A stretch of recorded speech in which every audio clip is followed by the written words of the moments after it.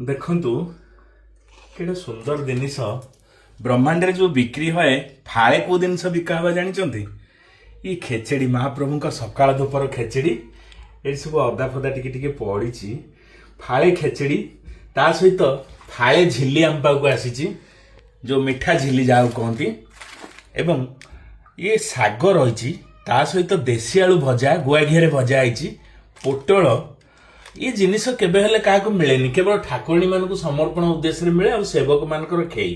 ता सहित पूरा पाचिला खजा मध्य हम पाखरे पहुंची। महाप्रभुंकर काली विवाह उत्सव होइथिला, अनेक लोक विवाह भोजी खाइथिले।